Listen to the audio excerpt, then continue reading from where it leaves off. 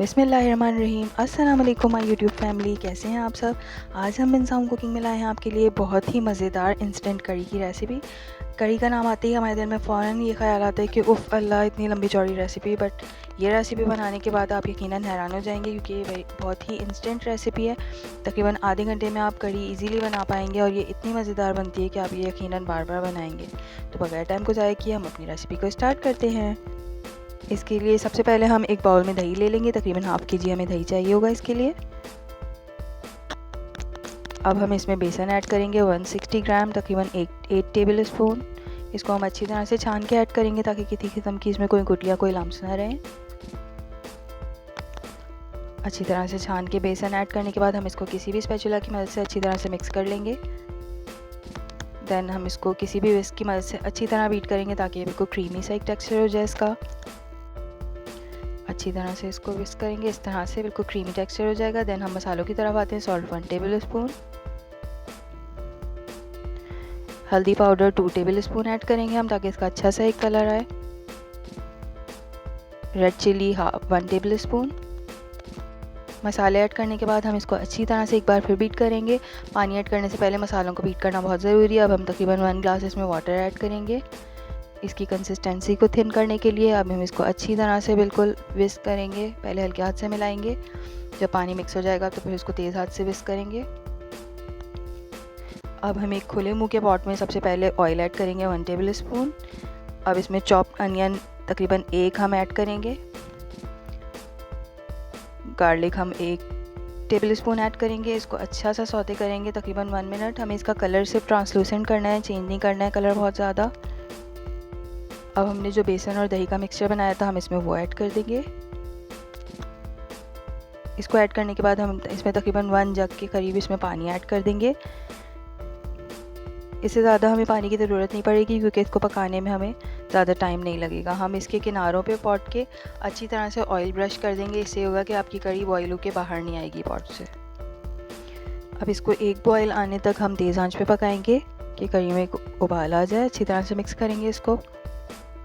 अब आप देख सकते हैं अच्छी तरह से बॉयल आ गया है, लेकिन कड़ी बिल्कुल भी पॉट से बाहर नहीं आ रही है ऑयल ब्रश करने की वजह से।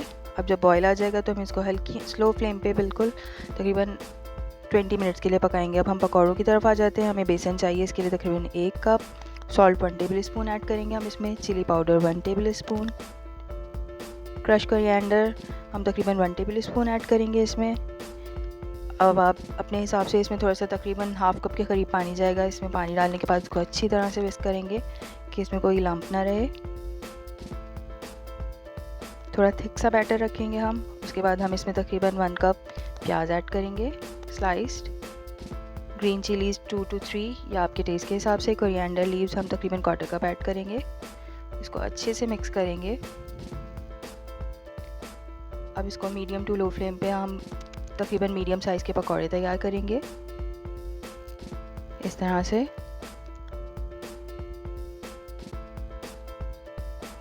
अब इसको हम टर्न कर देंगे तमाम पकौड़ों को। आप देख सकते हैं बहुत क्रिस्पी मज़ेदार से पकौड़े तैयार हैं। तमाम पकौड़े फ्राई करके हम एक साइड पे रख देंगे। अब हम करी को चेक करेंगे। करी हमारी अच्छी तरह से तकरीबन 20 मिनट्स में पक के थिक हो गई है। आप इस स्टेज पे इसको चेक कर सकते हैं, इसको चख सकते हैं। इसमें बिल्कुल भी कोई कच्चापन नहीं आएगा। जब आप थिकनेस सही देखें तो हम इसमें सारे पकौड़े ऐड कर देंगे।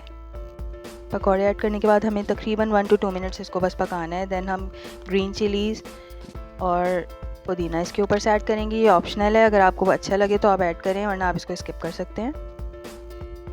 इसको अच्छा से एक मिक्स देंगे ये सारी चीज़ें ऐड करने के बाद। देन हम अपनी कड़ी को डिश आउट करेंगे और हम बघार जो है अपनी डिश में लगाएंगे। आपकी मर्ज़ी है, आप पॉट पे भी बघार लगा सकते हैं।